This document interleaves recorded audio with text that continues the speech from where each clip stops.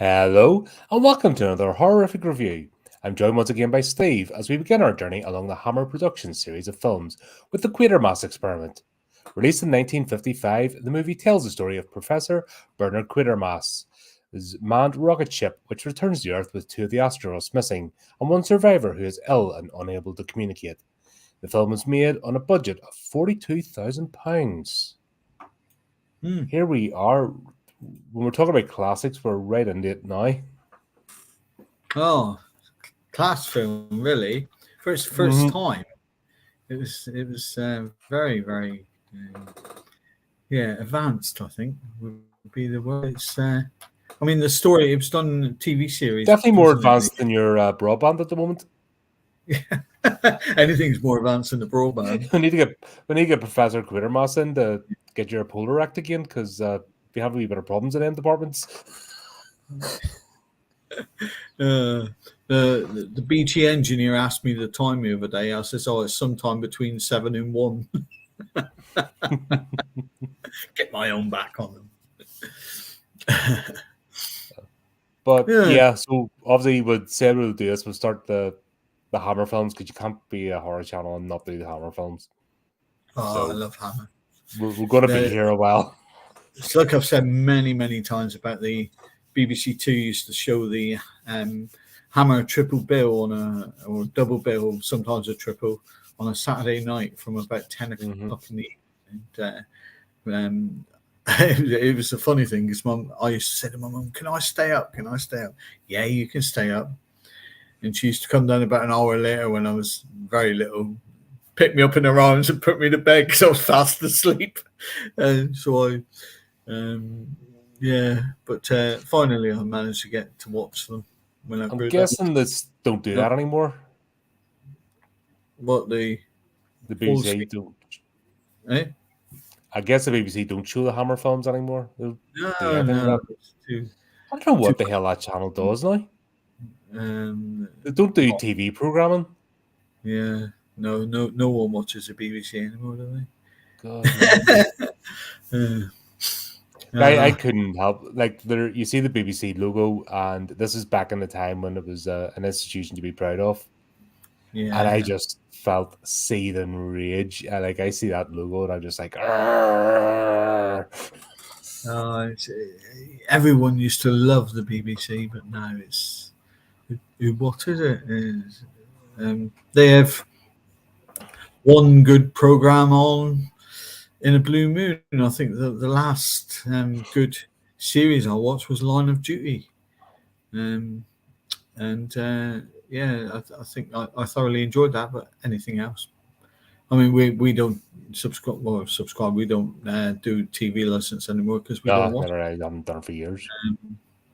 So it's funny. But when you see that they held with such high regard in the media and stuff, and then you're like, today it's just so it's a broke. You're never getting that back. It's done. It's corrupted. It's tainted. Yeah, but it's like I said to you, the other stations will never go against the BBC because the BBC contract out work to them. If you notice on a lot of the series and everything, it goes on BBC. They produced by ITV Studios.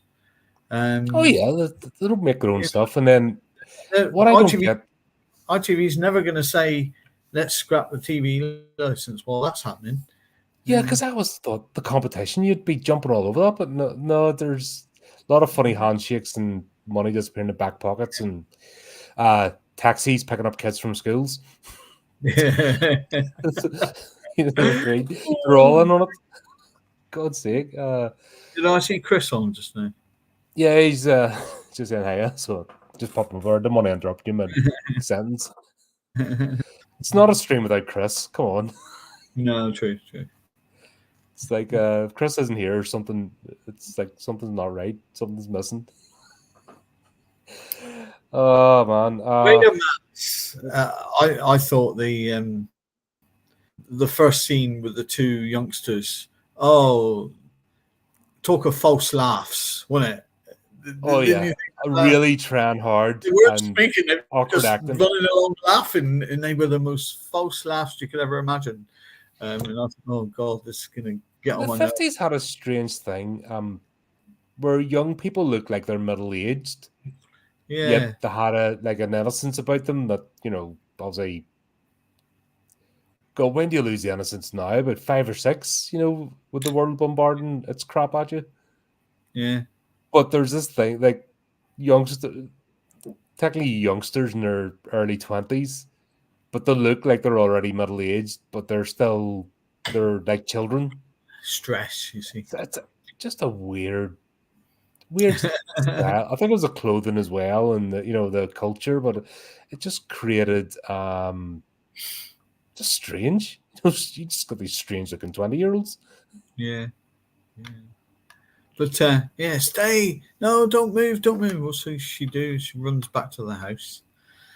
It would have been nice to see the rocket land on top of the house. That was actually good effects, though. The rocket came down, but the effects on the house, things falling, that wasn't like there's But worse done today with CGI. You know what I mean? There was actually a bit you of never effort. actually saw the rocket land, but it was in your head, wasn't it? It's, oh my god, what's happening? You hear this noise that could be anything really. Sounded like could be an aircraft, could be anything, and you had to imagine what it was, which was good old Hammer horror, really. Yeah, and there's loads of off-camera stuff, and like everything was done off camera. There's no gore at all No. or actual violence, but the suggestions are. Did you pick up the analog sound? What it was a radio sound, wasn't it? Yeah, In the back. like the old gramophone. You know what I mean? They're actually using their ADRs. Actually, as an analog, play it over the top, and Yeah. you can pick it up on it. But it was still better sound quality than some stuff produced today. In fact, quite a lot of like indie stuff. That's one of my main complaints about indie movies, and they really need to figure it out if they want to step up. Is get ADR sorted out, Yeah. because a lot of them are using either lav mics or the boom mic on the camera, and it's just not good enough. Mm. And it picks up what was it? There was a film I reviewed, and like All you could this. actually pick up the sound of the airplane and all going overhead, and you're like, you just can't do that. That's one thing that really Cameron and I are actually talking about it yesterday. That just one thing is the sound just really takes you out of the movie. Yeah. But yeah, I mean, but there were a couple of things for the spaceship. It changed angle all the time, didn't it? 1 minute it was that, then it was like that, it was like that. Yeah, just depending on what the set. You wonder what goes on in between takes. Yeah. Because you would think they'd build the set and just leave it, but obviously something's going on. Yeah. Yeah. But no, it's. But the opening scene was good. It's like I've said on previous films we've reviewed. You've got to accept it for its age. Mm-hmm. In 1955, they didn't have brilliant special effects, did they? That was a proper made model. Oh yeah, that was a proper set. And you just wonder why it moved. What did they do in between takes? Was it on wheels? Were they moving it about the place, or did they have to take it down and move it for another part of the studio? Yeah. You'd think once it was put together, it would just stay there. Yeah. Yeah. But this is a good movie. This is actually, you can suspend disbelief and go along with it, because the dialogue's brilliant.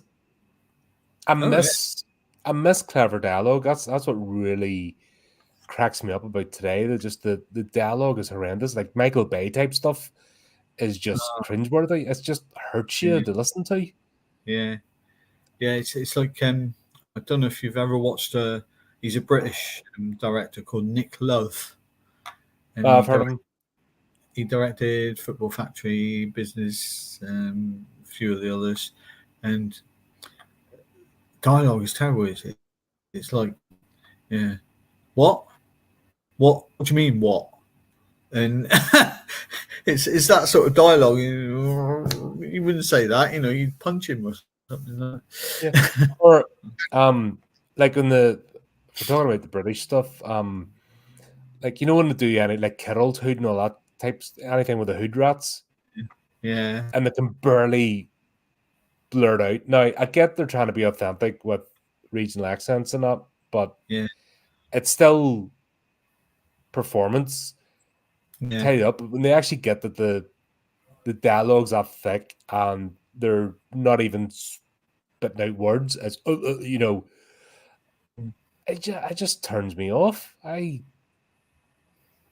don't want to go. If I want to go down to a council estate and listen to a bunch of chavs, I can go down to a council estate and listen to a bunch of chavs. I don't need to see it on TV. Mm. Yes, give an aspect of it, but still raise that level of dialogue because that's where people learn as well. Yeah. Yeah. Learning's an composite thing, and I think you have a responsibility at least try if you're on this, in any shape or form, making a movie or presenting. I think you have a bit of a responsibility to articulate yourself. Mm. Yeah.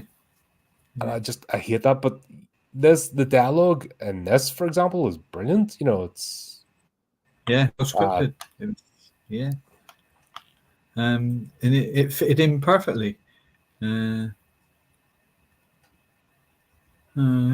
that's yeah, really that was good. it. Yeah, that was the whole thing. Nobody knew what was out there in space. So, when you think when they brought the first moon rocks and all back, that they were like sealed up, and then they had to go and get decontaminated and everything, and just nobody knew what they expect. And that was it. It was playing in the unknown. And the thing is, we don't know anymore, really, No. because the whole space race stopped. And now, what I mean? I think I put it in one of the intros of my books. It's sort of Instead of ended looking to instead of late looking to stars now, people are looking at their genitals. You know what I mean? 60s. Yeah. Instead of aiming for the star, like we should already have a base in the moon at this point as a launching pad to go further exploring.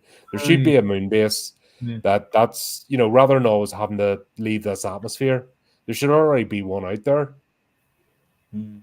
And just almost like shuttle runs at this point. Makes you wonder which country's going to beat us, because We're not even in the game. you got countries now who we're funding with all these grants that have got a space race, like Pakistan. India, yeah, Pakistan, India, and most of our foreign aid goes there, and it's like, all right, okay. Hold on, Are we getting stroked a bit? Meanwhile, sorry, we shouldn't get political. but that's not even political. It's just fucking. I just don't like people taking the piss. You know what I mean? Yeah. I don't mind helping people, but when they're actually laughing at you, you know what I mean? You're like, and we're living like shit right now. It's like, something's not quite right. And then if you do say, can we take a look at this? Oh, you're the worst person in the world. It's like, no, I'm just, I'm not allowed to speak. Not allowed to speak and express an opinion. Yeah, and then you're automatically lumped into one of the two camps, and you're like, what the hell? Come on. Where's the discussion? Yeah. But I think there's an aspect of hopefulness with these movies as well. Yeah, it's a horror, but also the idea of mankind, breaching out and exploring the universe, that's gone now. Like there's nothing of that. No, because it's been done, isn't it? It's we expect we expect that there's life on other planets coming to attack us, but this is like this alien thing, and again, at a certain point, we were expecting aliens to be little green men, and for this to be a slug, really, wasn't it? It's like a sluggy octopus. Yeah. It's like a plant animal hybrid that they were talking about. But no, I am still convinced that there's a big chainmail fence around our solar system. Mm. And there's a big sign on it saying, don't feed the humans. Yeah. And every other species is like, yeah, we're quarantined. They don't want, don't let them lunatics out. And I think that we are an example to the rest of the universe. Like every other species out there is like, now, kids, they're like, kids, look up, look what Earth's doing today. Let that be a lesson to you. You've got to ask yourself, though, why is the satellite that's looking for intelligent life in the universe pointing away from Earth? And it's pointing that way. Well, it kind of makes sense when we see. Just look at reality TV shows. That should tell you everything you need to know. Yeah. Well, yeah. If you take away the opening scene, well, it's not even just space exploration. Two annoying, laughing teenagers, which they look like they're in their 60s. I was there thinking, oh, please, let them get eaten by the aliens. Please, rocket land on top of them. No, if you take away that, it from then that moment there, it shoots up. There's suspense. You've got the usual thing of everyone turning up to see what's there, and the police losing. They didn't have total control over the, the people around, the villagers or anything, did they? But it's the sort of thing that does happen. Is something like that would come and people come to see it, don't they? It's a bit like the snow on Dartmoor, that people were told stay away from Dartmoor. It's heavy snow. So what do? They go up, they look at the snow and let the kids play, and then they get snowed. Dartmoor's horrendous. Like even when it's not snowing, that place is yeah. I told you I set fire to Dartmoor one day. I think I told you that story. No, it was with a flare. We flares you used to get, and you ping them. It just goes straight in the gorse bush. It's like, oh shit. And then in Dartmoor they have all the, like most of the National Trust areas, they have all the beaters just along. They've got the fire breaks, but then you've got the beaters. You just run and you grab them, and you're just like whack. Yeah. But the way they did the opening scene with us, there was a bit of logic as well. Nobody knew what it was. They're cordoned off, and even when Quatermass arrives, the MOD arrives to take over. Yeah. They're like, no, we can't just open it straight away, and they're explaining the temperatures of re-entry and that, what I mean? Yeah. And this is all theory, but they'd already got the theory correct, the Earth's atmosphere and the re-entry and the temperatures and where to been, and it was all really well researched. They told us the temperature was over 300 degrees Celsius, though. And then when the firemen sprayed their hoses on it, there was no steam. I think that was going to be a bit hard. Like, I don't think you can heat cardboard up or balsa wood. Probably, yeah. I think it would catch fire, so you had to suspend disbelief. When did fog machines get invented? When did what? Fog machines. The CO2. God. They weren't a thing until I think the 60s at least. I think the bigger studios probably had something that could work in that direction, but proper fog machines. Yeah, so just didn't come around. None of that. So, like, this is still going from, like, even in the 60s, this is still just a stage play. Yeah. It's still along the set, the idea of it being on stage. That's the way it was performed. That's the way the sets were built. Yeah. When I used to perform on stage, I used to have I bought a fog machine. And the first one of the first places I used it was Plymouth Social Club. And I got Gaz, who was my sound and effects engineer and lighting engineer, to turn it on during a song. I can't remember the song, but a lovey-dovey song. And it was supposed to just come behind. It filled the stage area and it went out over the audience. No one could see. No, I couldn't use it again because I used it down in the Great Western Railway Club in there in Plymouth, and it set off the fire alarm. So I give up. I give up on it. I'm like, oh, I can't do It this. just wasn't. Nah, you need like a proper. But you know, I mean, none of that stuff. And honestly, like I said, as you said, you have to have a bit of forgiveness for the year of this. Yeah, But even the whole scene with the fire engines coming in and the spraying and cooling it down and just making it, they actually made it believable, and they made it like before even encountering anything inside, just the whole idea of the rocket coming down and having to deal with that. I didn't I feel thought like it was time wasted. like the firemen and the police were more believable as Hmm. firemen and policemen than you would get these days. These days they would be, I'm in charge. Yes, you will do this, you know. And but these guys came and they acted like you would have got in those days, firemen, you know, from the 50s and 60s. And yeah, it's No, I they loved I weren't loved invented till the 70s. Yeah, so, and they weren't a pretty, you know what I mean? The chemical based ones weren't cheap. You know what I mean? This budget would have been doubled if they were using that kind of stuff. yeah. The qualities. But yeah,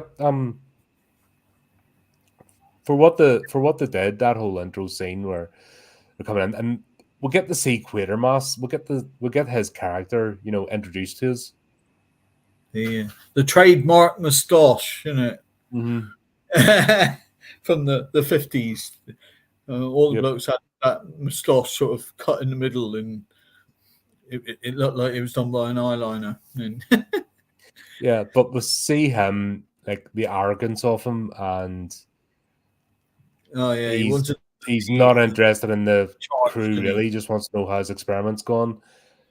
Yeah, But even in the opening scene, dealing with that before we get down to the actual mystery, like we're introduced to Quatermass as a character, and they yeah, can't do that today. How many times do they get a sort of wooden plank go on the stage, today yeah. in a movie, and you've no idea of who they are? You're wondering just who is the main protagonist. You're thinking, is it him? Is it him? And you know, and you don't know them inside out. But this guy, he comes across and thinks, yeah, he's like the one in charge of the experiment, and you can see it. He's he's got it wrapped up in the character, but Mm-hmm. very very forceful. But even though he's made a mistake, he won't admit it because he's like, You know, well, I put a rocket into space, I brought it back down again. I'm right. And it's like, but you landed like nearly on top of somebody's house, and at, at the end, don't he know, was and that's even before they get inside to yeah, he was still the see what happened same to the crew. at the end when he walked away and went, I'll do it again. I'll start Yeah. again. And he was like, still, after all this had happened, he didn't give a damn about anyone. He wants his No. experiments to work. Yeah, he's the modern version of Dr. Frankenstein. Yeah. For I have become God, that sort of thing. Mm. That phrase that was banned for years out of Mary Shelley's book, but Yeah. it's the God complex Mm. Yeah. of everything will bend to my will, and it's like, yeah, it's okay being your own God, but the universe has other ideas, and you need to kind of know that. And when things are going wrong horribly, you kind of need to stop and reevaluate before you even think about trying again. Yeah. But yeah, we just get his whole character, and you just know, like, he's not doing it for the benefit of humanity. He's not doing it to push humanity forward. He's just doing it for his own ego. Mm. Yeah. And I think that's the moral of the tale: is when you're doing stuff like that just purely for your own ego, well, guess what? It's going to blow up in your face. Yeah. Yeah. It comes slightly as the yeah. It was he an American? It was Yeah, he was an American. It was an American-British endeavor. yeah. That was the idea, but he was obviously, I think that is because he's a renowned The physicist. same sort of style of speech. The old Clark Gable when Mhm. that sort of moustache in the dialogue came across from him as yeah. I thought it was you But could once tell again, he's well spoken. yeah Mm. Do you know that's I mean, and the scene with Inspector Lomax in his office when Quatermass comes in to go, I shall give you these files as a courtesy, and Lomax, I couldn't keep it. You know what I mean? The dialogue was that clever and uh, that much of it delivered quickly. Yeah. It's hard to keep up with it, but brilliantly delivered. You know, a The- lot of young ones would watch this and be confused, to be frightened of the scary words. You know, like entire sentences put together. I think as well the good cast helped. You Hmm. had Gordon Jackson who went on to star in things like The Professional with Bodine Doyle in the late 70s, early 80s, wasn't it? Something like that. Oh You had, yeah, that's yeah, Dan, that's a Dan, series I watched Dan, religiously and still can't remember any what it was about. I know it was about like an MI6 team, you know, sort of is episodal, but yeah, yeah, it's one then of those ones I remember watching religiously, but none of the plot points ever like I can't remember them now. Jack Warner, he was Dixon and Doc Green. Hmm. Hello, hello, hello. My mum used to watch that. Oh, she always sit down for Dixon and Doc Green. Um, who else did we have? Thora Hird. Went on to star in sitcoms quite a bit. Sam Kidd, who was very much a bit part actor. He was in everything, but only Hmm. as a bit part type thing. You know, he A did job an actor, but you know what? There's a nothing lot, wrong with that. but he was a well-known name. Hmm. He did star in a couple of the confession films. You know, the Confession of Oh the yeah, Window, yeah. Confession of the Driving Instructor. Yeah, he was in a couple of them.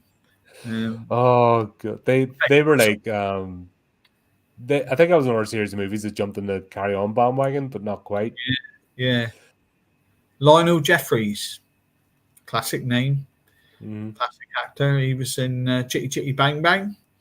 He was their grandfather who was nutty as a fruitcake. And yeah, he was in a lot of 60s stuff as well, Lionel Jeffries. But again, by having that cast, even though they were in their early stages of their careers, um, it was they were brilliant with it. They brought Hmm.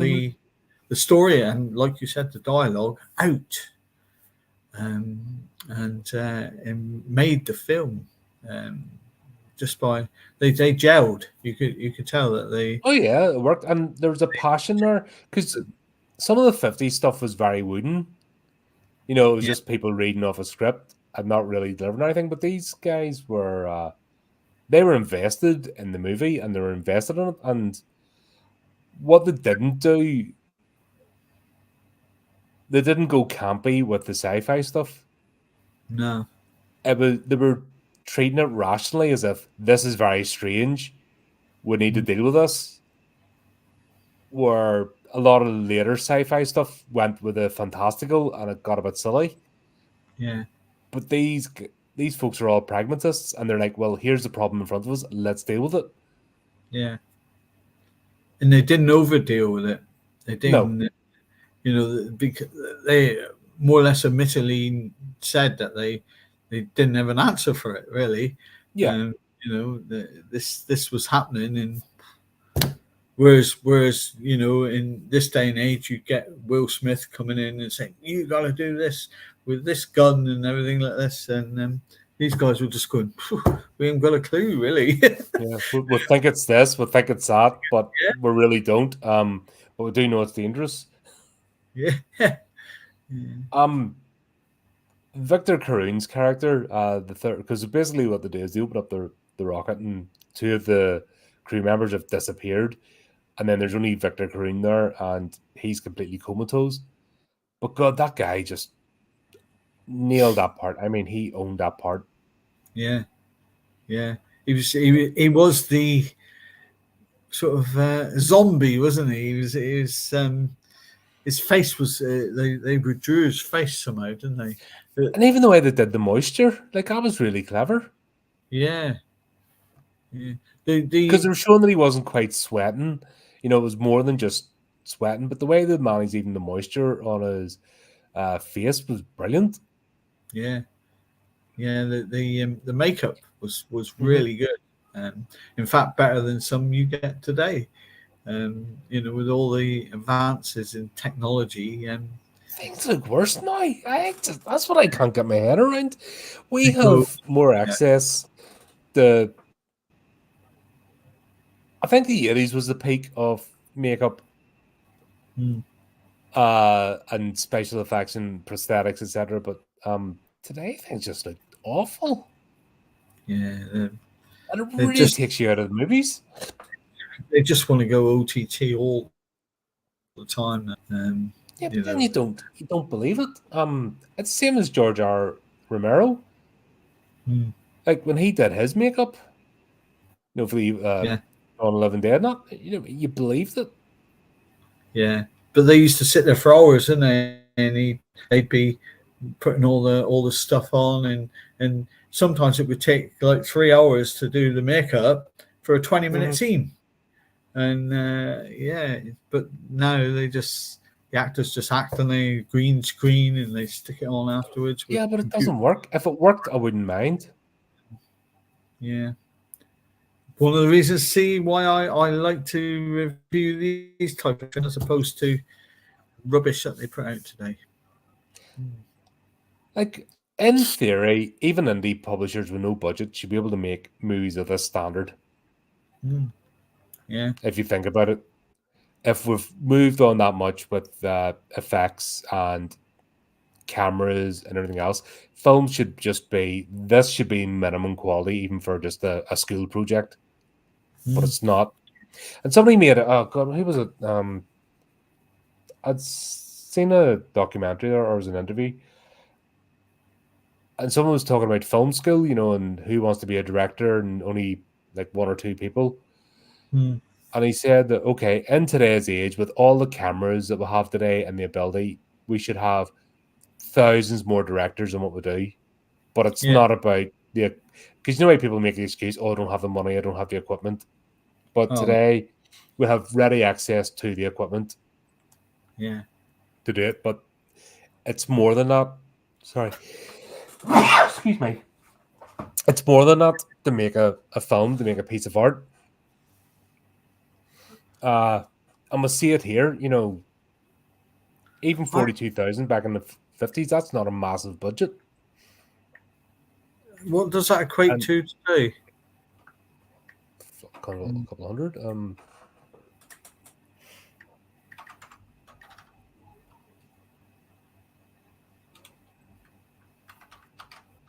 Mm, 42.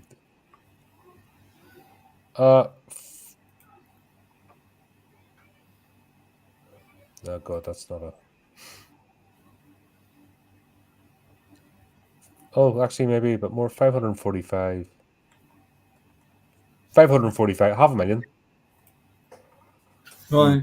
Actually, yeah, maybe. That's not a lot on today's standards, is it? It's No. 500,000. That's you know, one day of Tom Cruise's salary. Yeah. Yeah. But it's great, you know, and this and you see the effects, the way they're done, the scenery. Yeah, you And do even yeah. see sometimes on, especially in the last scene, when they're killing the octopus thing, you do see some wires, but I think because today's back in the 50s, you probably wouldn't have seen the wires because of the standard of the the quality of the film Mhm. that it was printed on. But of course, today with the advancements in technology, you see these things. But But this comes under just you and I, we look past 1955. We don't give a damn because the yeah. film is more entertaining. If it was done today, if the film was made today and there was wires, you'd be it would be uproar, wouldn't it? You'd say, That's because there's no reason for it. Yeah, there's no reason. It should, once again, because of the technology, that there is that idea of a minimum standard, but the films just don't, a lot of films don't land. So the old mountain when they were filming Lord of it actually appeared in the first take of that came out, and but you wouldn't expect it. You'd expect someone there sitting down like me, noticing the mistakes, going, that's got to be cut out.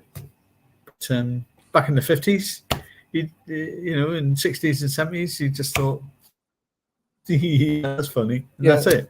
Yeah, and it's done well. But they also clean movies up now before they put them out. And I said that, what was it, Suspiria, the original one? There's occasions when they shouldn't have done the cleanup, the 4K cleanup.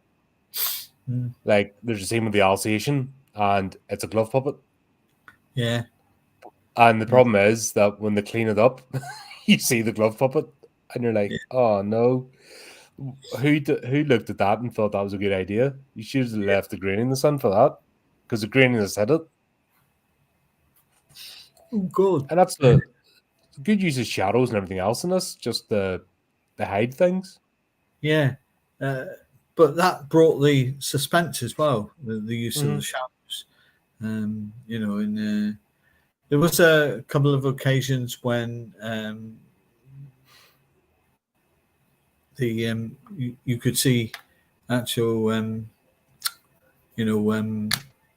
cameramen type things, lighting engineers, only briefly, but it didn't spoil the film unless you're like me and you're actually sat there looking for things like that. But if you didn't find mistakes, you'd be disappointed. Let's be honest. Yeah, I like mistakes. That's your hobby.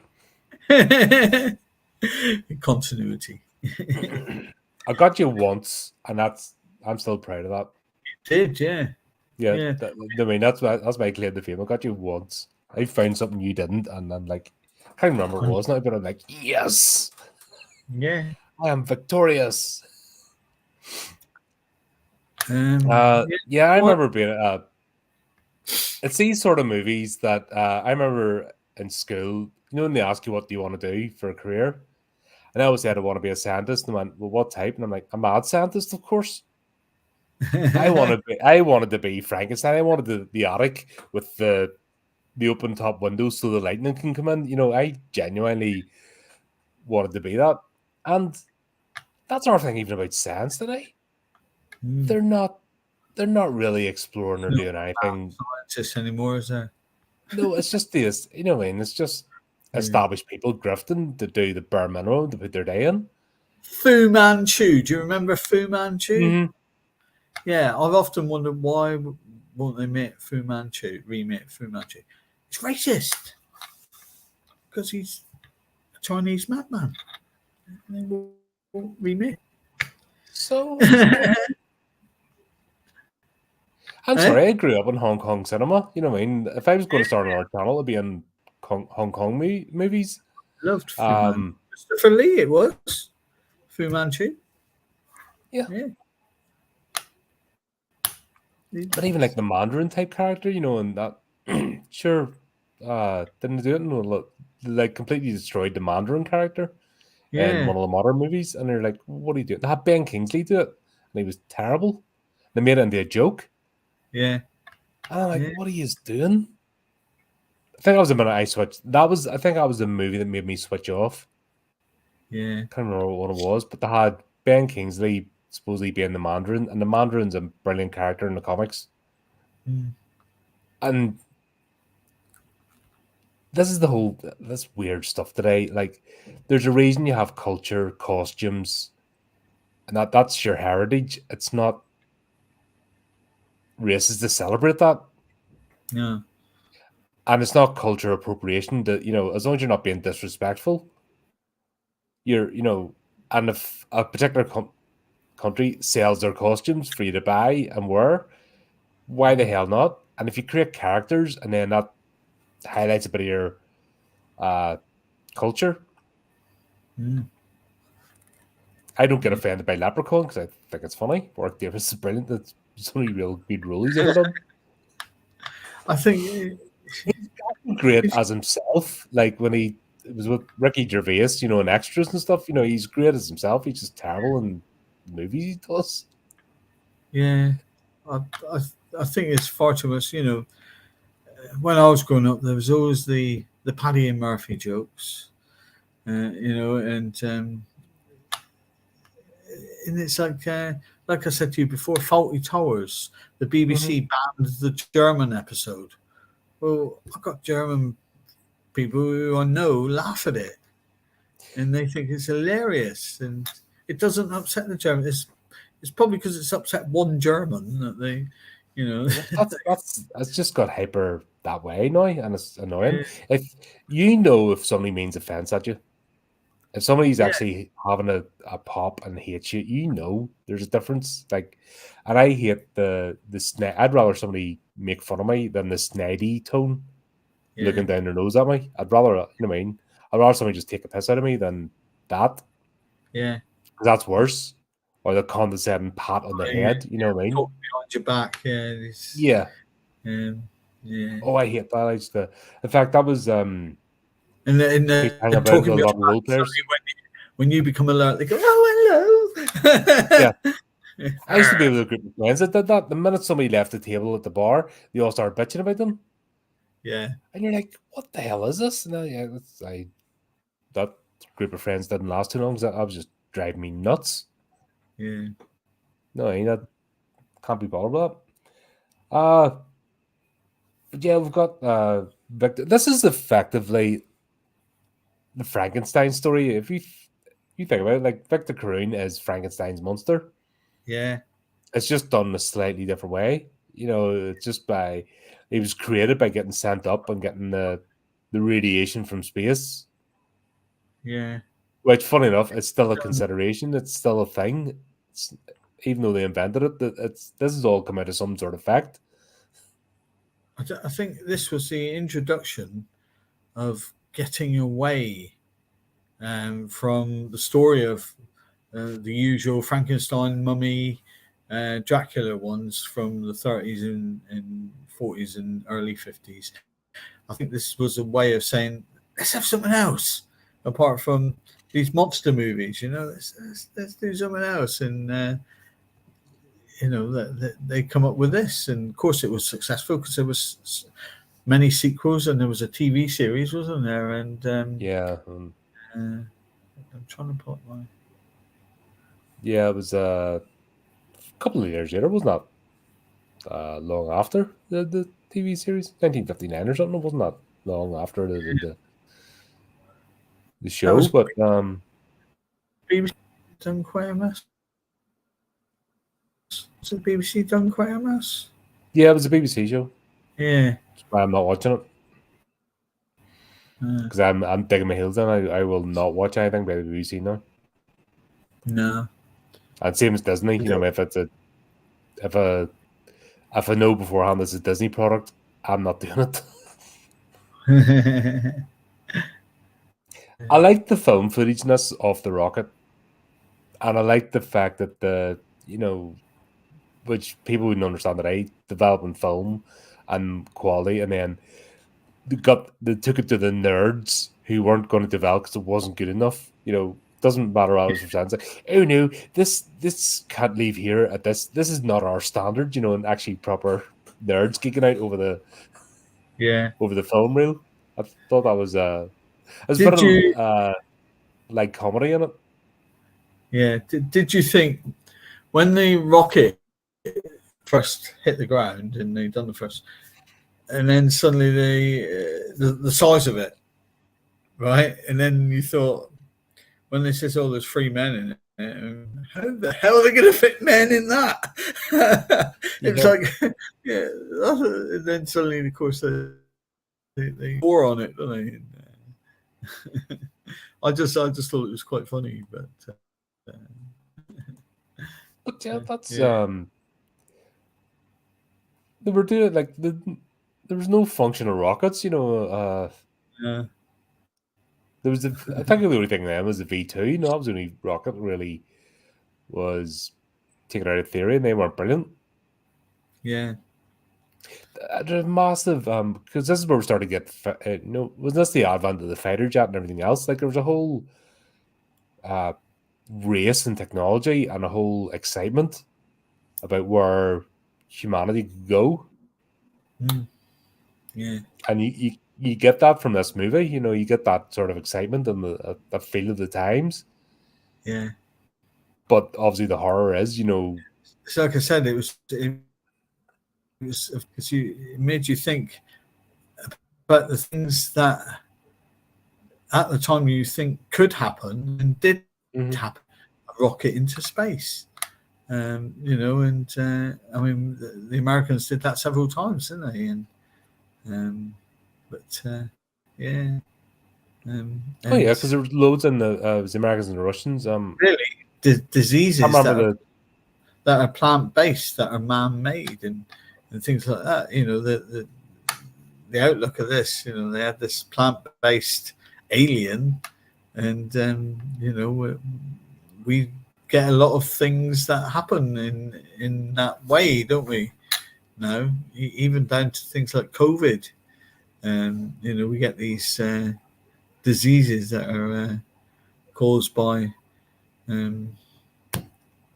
something, but yeah, and it's. Do you remember back in the 2000s, like the word they got to the point where processors they couldn't get the atoms any closer, and they were looking at the idea of using single cell organisms, amoebas, as processors, and then they were actually getting to that point where they were going to be in computers. You're basically going to have a living organism for a computer. Yeah. And then they just shelved the whole project because I think that's where they were terrified of AI. At that point, actually computers becoming sentient, and it wasn't the computers, but the single cell organism, because they're getting information that we're going to absorb it. Something happened that they just completely scrapped that idea, and I don't know if it was because of viruses as well. An actual physical cold virus, you could wipe out your computers, but they were going down that road at one point. Some of the zany stuff that's been thought of and not even put into production, but they were so close to making it happen. Yeah. But you have to love the scientists. How do you know they're scientists? Have got a Bunsen burner and they just have it burning the entire time. Yeah, I know. And he doesn't take any. He doesn't think I'll turn that Bunsen burner off because it's not doing it. It was a case of let it run. Oh look, there's a Bunsen burner there. Hey, and they never switch it to the blue flame for. If I would pass that in my chemistry lab, I would have got detention in school. Also, you never use the yellow flame for heating up the flasks. You had to switch it to the blue flame. Yeah. I had to get the wee thing and turn it, because if you did that, that's another thing you get absolutely panned for, because destroyed the beaker. Our chemistry teacher, Mr. Sanders, he was called. Oh God, you didn't get on the wrong side of him, I'll tell you. I made stink bombs in the chemistry lab one day, and I shouldn't. He probably don't know who it was. He does, but we used to have the old sash windows in our form rooms on the second floor. We made the stink bombs in the chemistry lab. Hydrogen sulfide, wasn't it?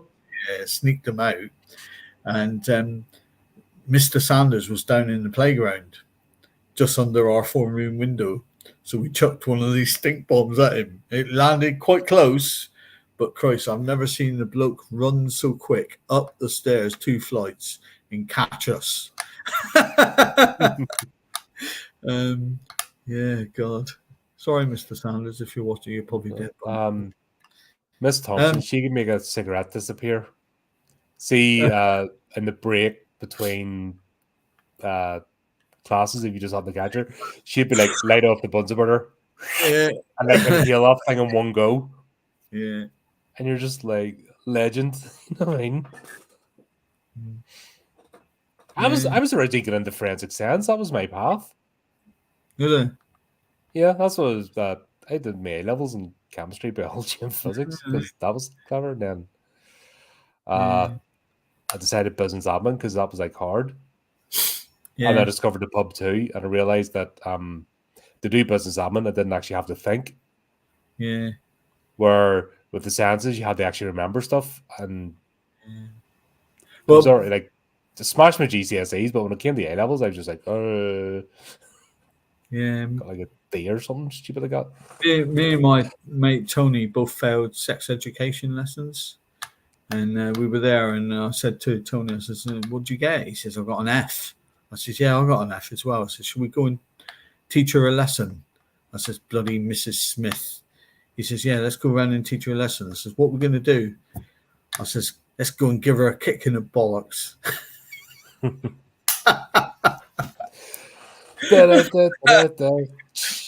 You haven't done that joke thing yet, have you? Hmm? You haven't done my joke thing yet. You haven't sent me the video.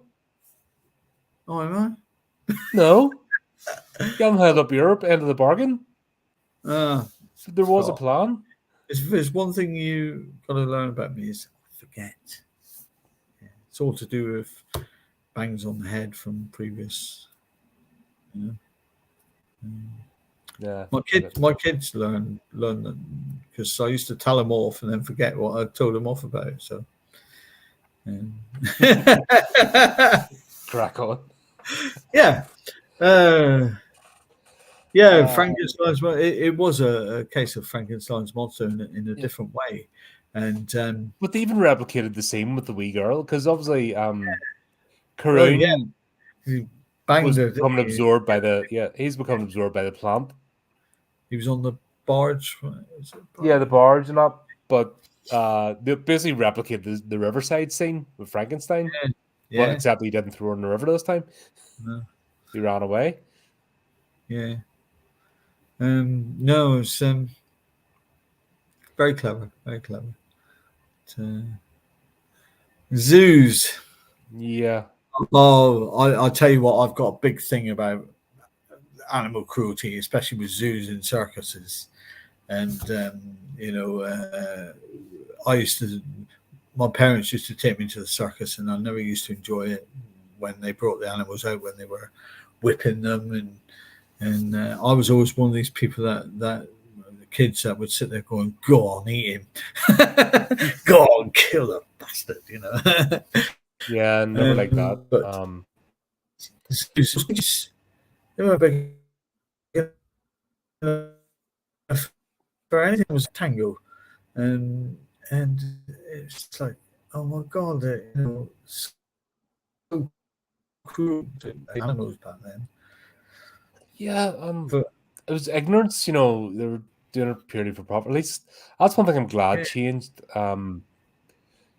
That they realized that that wasn't good. It wasn't good for the animals. And then when the twigged on about doing the conservationist part, so they could fund the zoo that way, yeah, that made sense. But yeah, back in the 70s, but it was a weird thing as well in Belfast because in the 70s, everybody in North Belfast had a tiger or something in their back garden. That was a thing in the oh, 70s. Yeah, people yeah, had a pet tiger in the flipping cage in the yeah. back garden. Just I don't know where the hell that came from, but that was a whole Where'd they thing get throughout the them from? 70s, and then Where did they get them from? just Illegal tiger trade, was it? I don't know whether they actually bought them from because the zoo was up in the top, but everyone was like getting their hands on tigers. That was the thing, tigers and land. They just had it in the cage in their back garden. But it Yeah, was like the zoo. It was a horrible, horrible cage that's what they lived in. You're just like, what the hell? yeah. I couldn't even watch like one of my old friends, Jerry. We used to call him. He was called Hat Trick. Was his surname Hatrick, Mhm. and his first name was John Hattrick, but we used to call him Jerry Hattrick. Jerry Hattrick, and yeah, he used to have snakes, and he one day I was in his place, and he started feeding them live mice. I can watch it. I just that is bloody cool. That's just feeding live mice. That's just because the poor little mouse is probably thinking, shit. This is blood. I'm been putting here. What have I done wrong? Like, you know. But yeah, it's I don't like animal cruelty whatsoever. The thing as well, you're actually not meant to feed live mice because they could have ticks or they could have mites or parasites. So they're meant to be frozen purely to kill any parasites, especially if it's in captivity. You know, I won't even kill a spider in the house. I pick it up, and people say, "Aren't you afraid of spiders?" I go, "No." I says, "All spiders bite you." I says, "It's just some of them that can't get their fangs through your skin, you know, and they tend for the moisture on your hands." I'd rather have spiders and flies. Oh, yeah, spiders are good. I like spiders. Mad. See. Yeah. Right, but yeah, that whole thing with the zoo scene was like the most horrendous part of this movie. Yeah. They really went to town actually with the effects for that and everything else, and you really got the scene of this thing just consuming everything. Yeah, I know, because it was like bits of the animals missing, wasn't it? It's you know, there was a leopard, wasn't there? A lion. Yeah. Oh, yeah. Antelopes, all sorts, monkeys. You know, the CGI animals of today, they don't look like animals. No, they're horrendous. If you take Jumanji, the original Jumanji, the monkeys, where did they get them? And the lions and the rhinos, they just didn't look like animals. But these, they actually look like the real thing when they were lying on the floor dead. You know, and they must have been like actual models because they couldn't do CGI, and they were so well done. Or did they use live ones and tell them to lie down? Say, wait, I very much doubt that would have lasted. Not the way they had them dotted all over the place. That wouldn't have worked. Sit. Stay. But I yeah, that was stay. Yeah. No, that was like a grimace scene. Yeah. Very well made up. I mean, it's like bits missing off the face and things like that. One of the things I did see on this this Victor when he slammed his hand on the cactus plant, and afterwards when he went to kill someone, you could tell it was a boxing glove with all plant bits on it. I thought, yeah, it's the size of a boxing glove, you know, and it's the shape of a boxing glove. Yeah. Why not? You know what I mean? That's what they had. Why not? You know, they never had anything else, did they? No. So, no problem at all. You know, and it was just once again because of the age of the movie, the time. I don't mind. Well, it's easy to look back with your nose turned up in the air now, but the director's going, how are we going to do this? Whereas today it would be the special effects team on CGI. Back then it would look terrible. Want to do this?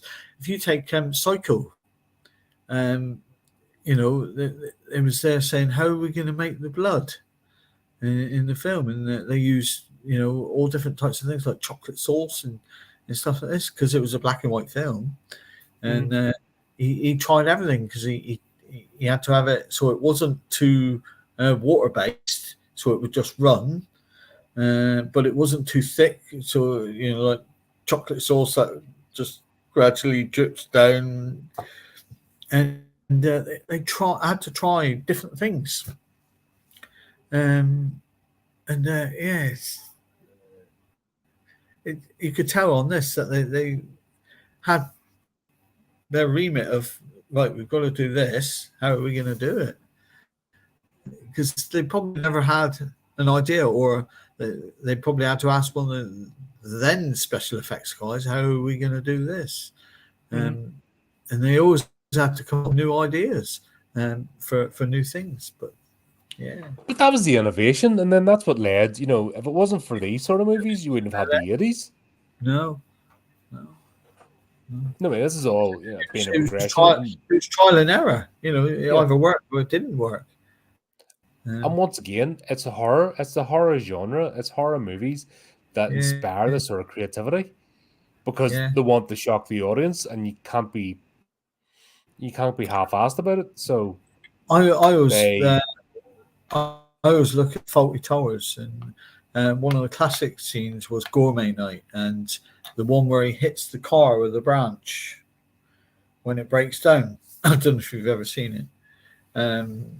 His car is a Morris.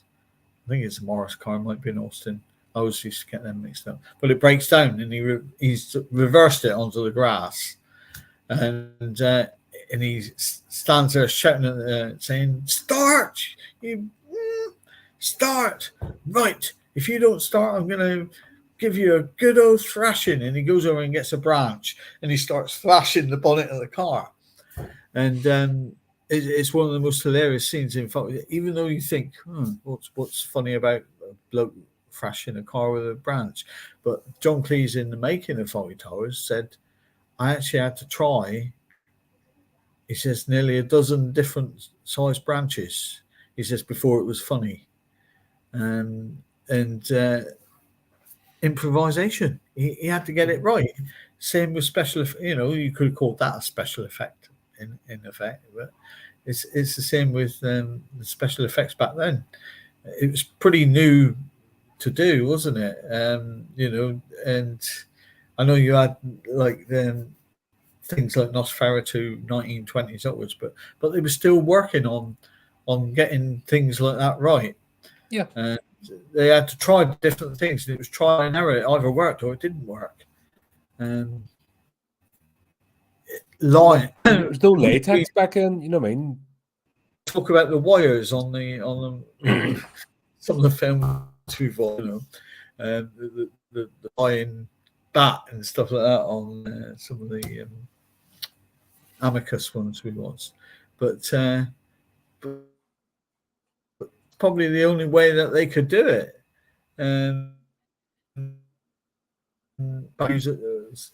perhaps some.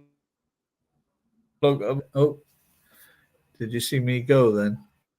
Yeah, you kind of went a wee bit there, but you're still coming through. So, yeah.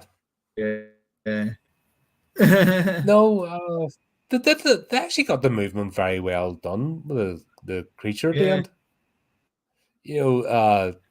Started off like a gelatinous mass, but they give it shape, and then they had it moving. And they actually, I was on board because, like I said, I've seen stuff done today that is a lot worse. Oh, so I can forgive a few hours here and there. Oh yeah. The bit where they had it in the supposedly the secure lab when they fed it all the mice. The bit of it when they came to the discovery that if a bit of it got chopped off, then it was going to reproduce 100 million times. Yeah. And then they left that one mouse in the cage with it. When they knew it was eating all the oranges, like, what are you doing that for? Take it out, bastards.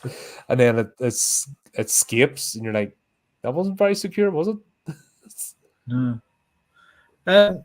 Looking at this, the Quatermass Experiment TV series was done 1953, so 2 years before the film. All right. Yeah. I thought it was 2 years after. No, 2 years. There was one Quatermass in the Pit. TV series that was done 1958.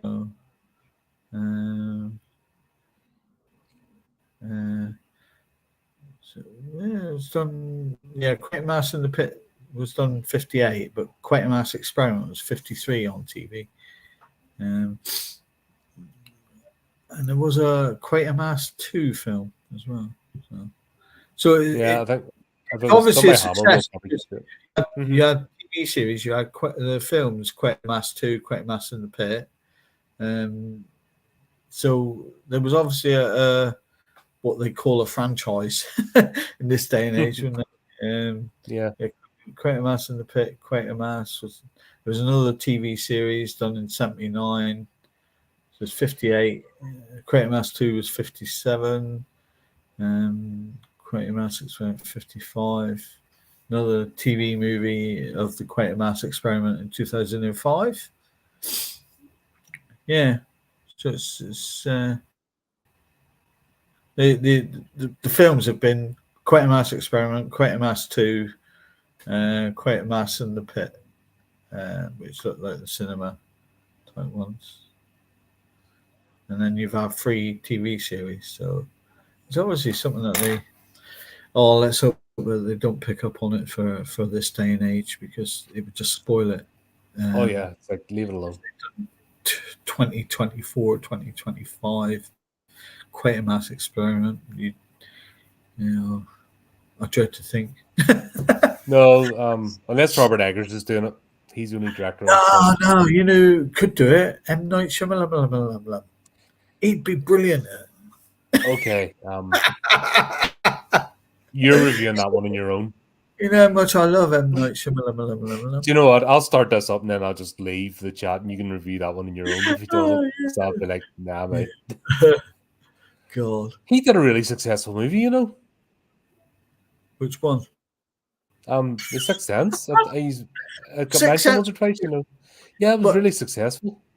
Yeah, but what upset me about The Sixth Sense was his ego afterwards, because he was going on every show going, that's the joke I'm making.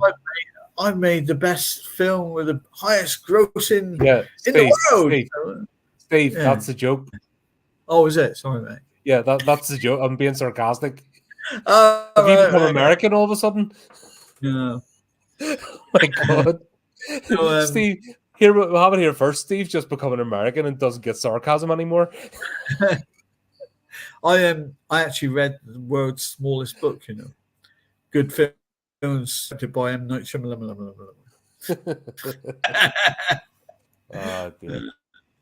That's almost like taking elocution lessons from Michael Bay.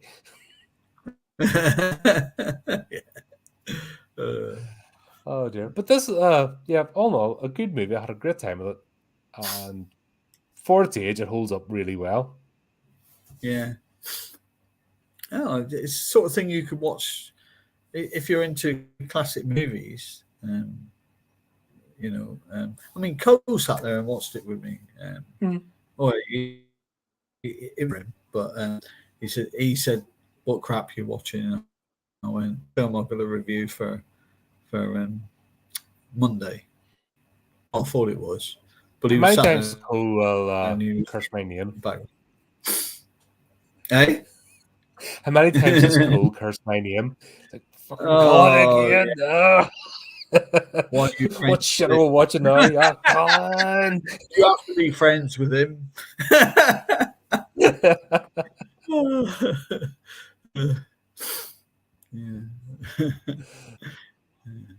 Oh dear.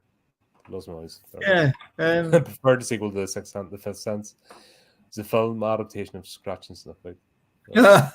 All right, Chris. Chris. Well, there you go. Yeah, that was a lot of fun. Now we've started in this, so quite a few of these to get through. It's going to take us a wee while. Yeah. As I said, ending this film was just brilliant. Like we said about the arrogance of him, he ended with arrogance as much as he entered with the arrogance. And didn't learn a thing. Yeah, I'm going to do it again. And tough luck on you lot. You know? This is my experiment, and but I mean, the films from back then you never forget, and I saw this many years ago in the triple bills or double bills of Hammer House of Horror on a Saturday night. This was on, and when you're younger, you see, especially in the 70s, because it just didn't happen like it happens in films today of monsters. You know, you're actually frightened of something like this plant-based monster, that looked like an octopus type thing, and you're there, back then, because it was made, thinking, oh my god, it's a monster, it's a and they used to scare you, and it's what Hollywood is missing these days, because they're churning out so much crap all the time, and it's just not frightening. It's entertainment, and there's just no monsters out there. There's no originality of monsters. I haven't made any more. They've stopped. They're just rebooting and retreading. It's like, great that we stopped, but yeah. At least we've got these. That's the thing. At least we've got these to look back on and just go, well, remember when they actually tried the movies? Yeah, because it was original, because they had to start from scratch, and they probably had a script, and they thought, hold on, how are we going to do this? Let's invent something. Let's invent something, and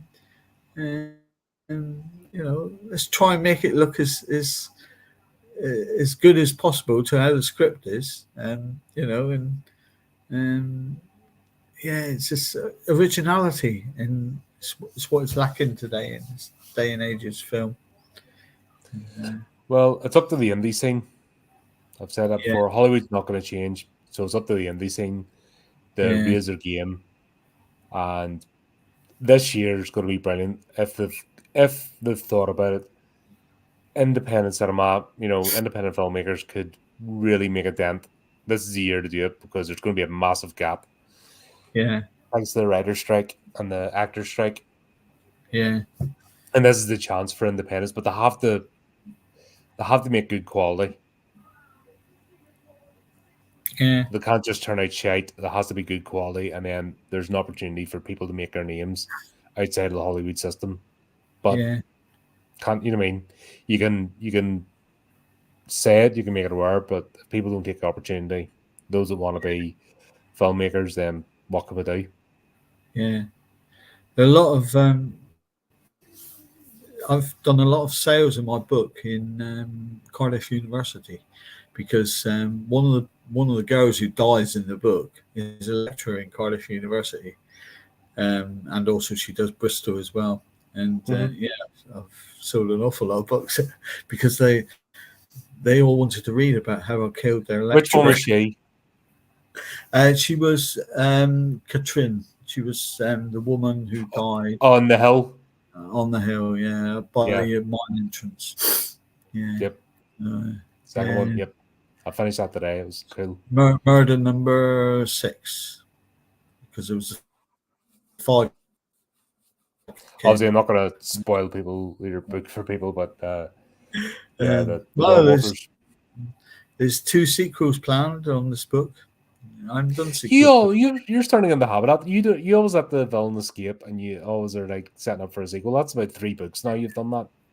Yeah, I know. Sins of the Father was a one where he escaped, and he's going to come back. See, and Stalker as well. You've done it. Stalker, yeah. Yeah, it went from one stalker to his mate helping him out, and the mother. And the mother. Yeah, but this one, I told you that last scene was weird. I just expect the mother to join in. Yeah, if you had her written that, I would be like, Stephen. Let's have a gangbang. You're looking at Mummy's Little Helpers. This one's the mist on the mountain. It's going to be the fire on the mountain and the snow on the mountain, which is quite apt, because we get the kids setting fire to the mountain, and then we get an awful lot of snow on the mountain. And we had some the other day. I don't know if you saw it in my Facebook. I was sat here, literally, and it was clear outside, and I was typing away, designing book covers. Next thing I know, about half hour later, I looks out, you couldn't see it. You couldn't see outside. It was heavy snow then. But, so there's two sequels planned. Cool. The thing is, the technologies there are now.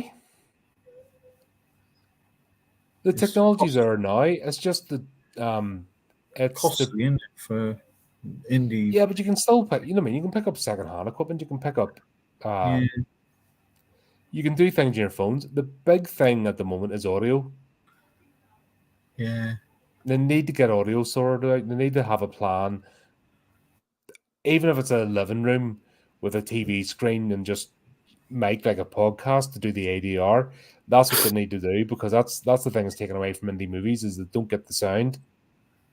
yeah. And If a lot of indie filmmakers get that cracked, Hollywood the will good, be no longer a thing. you find that as well. It's given the opportunities for indie film composers to come in and try their hand at uh, composing film music for these indie films and trying to get their foot on the ladder to bigger things. Gareth, my son, he Hmm. composes film music, and he does a lot for the local college and university, and when they're doing their film music in the media classes. Well, there's one of my old interviews popped up on my buddy's channel, and I was talking about previous podcast, and Yeah, it was basically done in the style of radio plays. And we had composers, people who compose music, and then what I said in return was if they stick it on Bandcamp for like 99p, and then I yeah, put the link in the episode, so they'd compose a piece, yeah, and then what they do is just right if you want to buy the full score, stick it on Bandcamp, 99p. I stuck a link in the description, much like I do, now I have a feature or anything, I put a link yeah, in the description so people can pick it up. yeah, Job's a good one, I could do that back then. You just got to get people motivated and yeah, sort of not be taking the piss out of them. mm, There's more than enough people want to create, but it's just getting those elements together. yeah. But Because it's easier now than ever. That's people whine now, but it is so much easier today than like you even think writing a book and publishing. Like you can do that yourself. There's none of the gatekeeping that was in the past where you had to like physically type a manuscript and you had to post it I've and still to got be told no. my first typed manuscript. I've still got it A4 paper, and it's about that thick. Mhm. And it's still in an envelope I sent to a publisher, and they sent it back. Yeah, you had to type it literally. Yeah, Um, there's not a lot to go through now. The only yeah, problem now is exposure, and that's something you got to work on. yeah, But today there's more opportunity to create, and people are still making excuses yeah, because there's so many people. It's just a pipe dream. But if you're genuine creative, you'll find a way to do it. yeah. There's music wise. There's a wonderful young lady called Lucy Thomas Mm. who goes on YouTube quite a lot, and she is a wonderful singer. And if you think back when in the '70s when like I was always been a musician, but I always tell people we never had the opportunity back then. If we recorded a song and someone was out of key or whatever, we had to record that whole song again. Mm-hmm. There was none of this sort of computer stuff where you just drag and drop the correct note and everything. But this young lady, she is a fantastic singer, and I'm just hoping that she never goes on these reality TV shows that will woo her But and they try don't. to. A lot of good artists now don't. They get found on YouTube because that's what they do. They put their stuff out there. It builds traction, Yeah, and that's how they get noticed. So they don't have to do those talents. no, Well, talentless shows are horrendous. It's generic pop music. yeah, yeah. So So if what you was their out there, if you want someone to listen to, search Lucy Thomas, and I'm not plugging her because I know her, because I don't. I just love her singing, and Mhm. she does a couple of duets as well with her sister, her younger sister, and another guy. Um, and very, very beautiful voice she has. So. Yeah, or someone else, Robin Adele Anderson. She does things in like a swing, Yeah, a swing style, but she covers songs, like yeah, modern songs and metal songs and pop songs, but she does it not like 50s swing style. And it's like really good. yeah, So, I mean, there's tons of people out there. yeah, and And that's it. You wouldn't find them anywhere else apart from YouTube, but when they get traction, fucking great. yeah. We were on about the other day, and totally different subject, was the amount of actors, top actors, that are nearing the end of life cycle. If you think for the likes of Clint Eastwood, who's 92, Gene Hackman, who's in his 80s now, isn't he? And Chuck Norris is in his 80s. And yeah, and we're gonna, within a spate of about a 10-year period, we're going to lose a lot of our top actors, and they're not be replaced by no, anything because special. And Clint Eastwood's still directing even now. And he's 92, 93. that's his passion. His passion was acting. His passion was filmmaking. Yeah, That was him. Sure, Michael Caine. yeah, He apologized to everybody for retiring at the age of 91. yeah. Why? Apologized. Fantastic. He's even down to the fact that in his last films he was actually playing someone his own age, Harry Brown. Yeah, And plus he did the guy Great who, Escape or something. yeah, that's right. Is that He last done one? the one who was going abroad to see the graves over in Yeah, Normandy, Normandy. Yeah, and he's just such a versatile actor, and he didn't have to apologize for anything, not at all. But but that's once again different breed. never rest, Michael. But don't, because everyone would like to see him back in whatever he done if he did do it. But yeah, Gene Hackman. Who else would be likely to Anthony lose? Hopkins is pushing on a bit. Anthony Hopkins, yeah, yeah. It's going to be a sad time over a spate of probably a few years, just a Yeah, small period, and no one to replace them. How many good actors do you know from this time? I think that Timothée Chalamet is up and coming. Um, I don't know about him because I haven't seen June Part 2 yet. Obviously, with stuff going on, that was the last thing in my mind. yeah, Um, he was good in his debut. I never watched that. Call What Me was that by silly? Your Name. Never watched that. It was That good. Wonka thing. I wasn't watching that. Cole enjoyed that. I think for a Wonka actor, it confused me because it wasn't actually about chocolate like that. It wasn't about the Wonka. It was a different type of storyline, a different take on Yeah, it. once again, one of these weird prequel sort of things. Yeah, Why don't they just do Charlie in the Glass Elevator? yeah, yeah, The book's been sitting there for years. Just do it yeah. instead of trying to I reinvent the wheel. But this is the problem. They're trying to reinvent the wheel. They're wearing IPs like skin suits, mm, and once again, because there's no imagination or talent, yeah. that's why we're going back in time and looking at old classic stuff because it Everyone still holds up. Everything every, now is forgettable.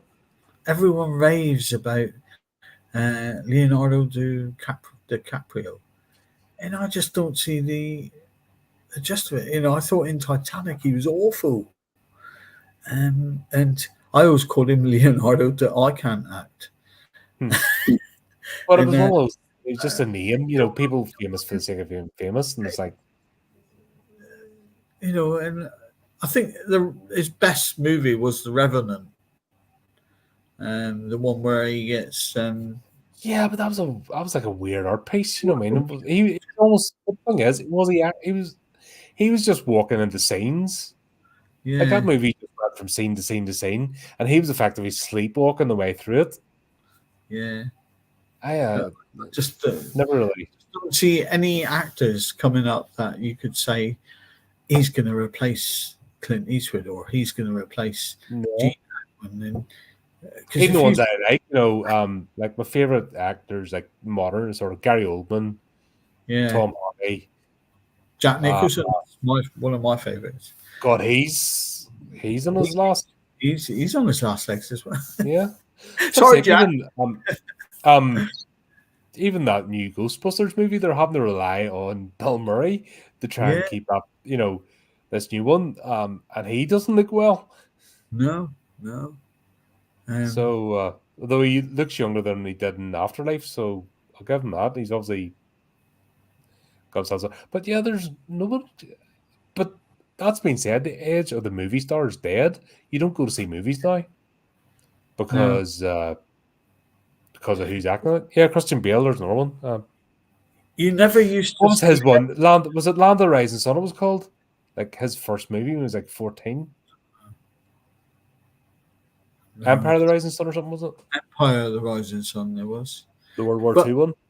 If you think in the 70s and 80s, you used to go and see a movie for the actor. You didn't care what the movie was. You'd say, there's a new Clint Eastwood movie out.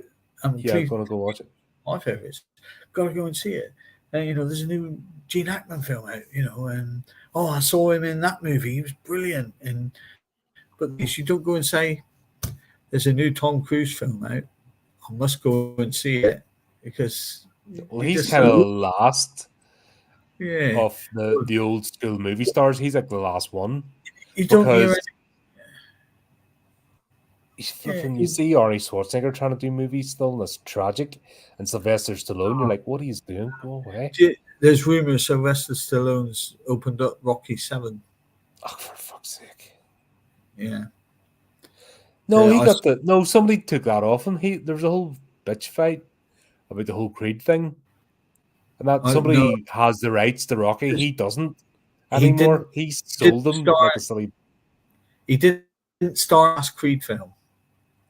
And something happened there. He no longer has the rights to Rocky, so he can't do it anymore. It's funny. But no, I read the other day there is a big possibility there's going to be a Rocky. So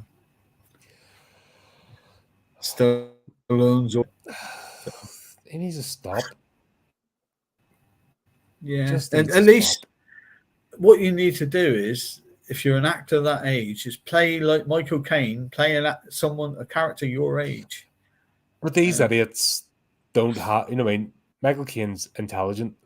Fucking Stallone and Schwarzenegger are knuckleheads. Yeah. Dolph Lundgren, I have a lot of respect for him. Actually, he's changed with the times and doesn't take himself too seriously. No. Jean-Claude Van Damme, he's an idiot. Never liked him. He just sells beer now, doesn't he? But yeah, that's one thing. They're all, you're never. They're all good, but don't go to movies now to watch stars. We don't care. No.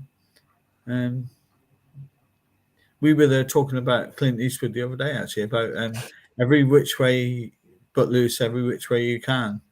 And we were trying to explain to someone about to Cole, actually, because me and Stuart were talking about it, about when he goes right turn, Clyde, and he goes smack, and all the bikers go down.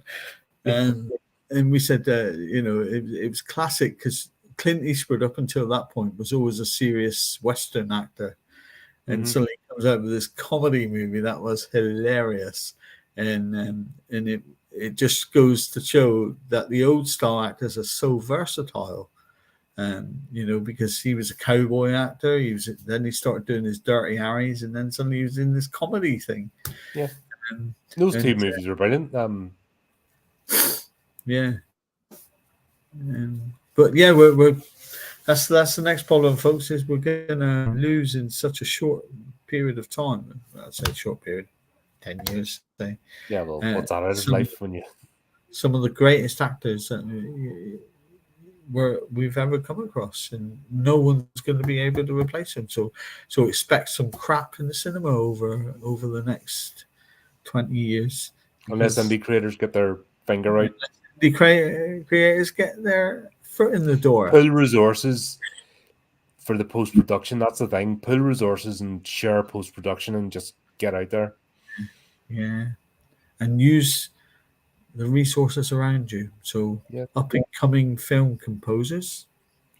and willing to do it for the sake of getting their music in the door, their foot in the door. Yeah. And there endeth our sermon for this evening. You will do it. We did. Yes. So, Quatermass Xperiment. If you love old horror, it's brilliant. Watch it. A lot of fun. Yeah. Still holds up. Brilliant. Can't complain.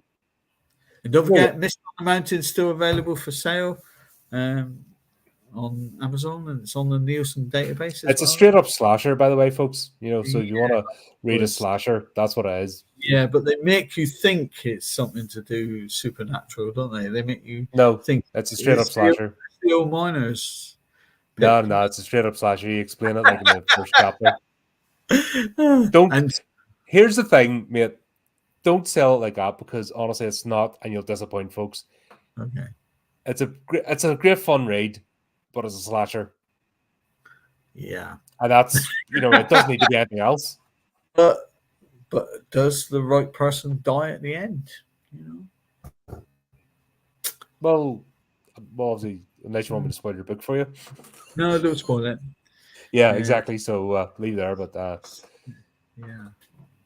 Mist on the Mountain by Stephen Knight. We have mentioned it on the channel a couple of times, and there's links places. I might do a review of it actually. Yeah. Maybe towards the end of the week. I might do a review. Oh, it's good. Don't do many book reviews. It's got 4 folks. 4 stars on Amazon. So. Excellent. Right. There you go. Buy Steve stuff. Oh, I have stuff out there. Buy it too if you want. And in the meantime, keep up to date with the channel. Do the typey clicky things. Until next time, keep it creepy. Keep it horrific.